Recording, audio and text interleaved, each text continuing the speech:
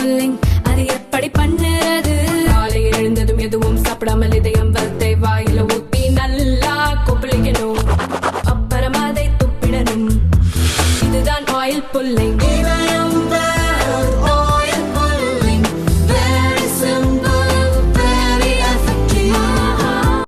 Parliament budget கூட்டத்தொடரில் ஜனாதிபதி உரைக்கு நன்றி தெரிவிக்கும் தீர்மானம் மீதான விவாதத்தில் பல்வேறு கட்சி எம்பிக்கள் தங்கள் கருத்துக்களை முன்வைத்தனர். லோக்சபா எதிர்க்கட்சித் தலைவர் ராகுல் ஜனாதிபதி உரையையும் மத்திய அரசின் செயல்பாடுகளையும் கடுமையாக விமர்சித்தார். அப்போது SC/STக்கள் நலனில் மத்திய பாரதிய ஜனதா அரசு அக்கறை செலுத்தவில்லை என்றார். விவாதத்தின் நிறைவாக பிரதமர் மோடியின் பதில் உரை இடம்பெற்றது. அதில் அரசின் சாதனைகளை விளக்கியதுடன் எதிர்க்கட்சிகளின் குற்றச்சாட்டுகளுக்கும் மோடி பதிலளித்தார்.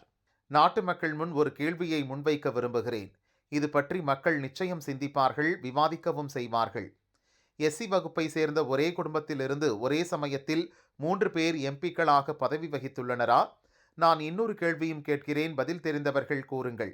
ST வகுப்பை சேர்ந்த ஒரே குடும்பத்திலிருந்து ஒரே சமயத்தில் 3 பேர் எம்பிக்களாக இருந்துள்ளனரா? சிலரின் சொல்லுக்கும் செயலுக்கும் இடையே எத்தனை வேறுபாடு இருக்கிறது என்பதை புரிந்து கொள்ளுங்கள். வானத்திற்கும் பூமிக்குமான இடைவெளி உள்ளது, இரவுக்கும் பகலுக்குமான இடைவெளி உள்ளது. என் ஒரு கேள்விக்கு கூட விடை சொல்ல முடியாத நிலை உள்ளது என பிரதமர் மோடி பேசினார். பிரதமர் மோடி எழுப்பிய கேள்வியால் லோக்சபா முழுதும் சிறிது நேரம் அமைதியானது. குறிப்பாக எதிர்க்கட்சி எம்பிக்கள் வாயடைத்து போய் அமர்ந்திருந்தனர். மோடியின் சூசகமான பேச்சு புரிந்ததும் பாரதிய ஜனதா மற்றும் NDA கூட்டணி கட்சி எம்பிக்கள் மேஜைகளை தட்டி மோடியின் பேச்சுக்கு ஆதரவு தெரிவித்தனர். SC/ST வகுப்பை சேராத சோனியா, ராகுல், பிரியங்கா என ஒரே குடும்பத்தைச் சேர்ந்த 3 பேர் ஒரே சமயத்தில் பார்லிமெண்டில் எம்பிக்களாக பதவி வகிப்பதை பிரதமர் மோடி மறைமுகமாக சுட்டிக்காட்டி பேசினார்.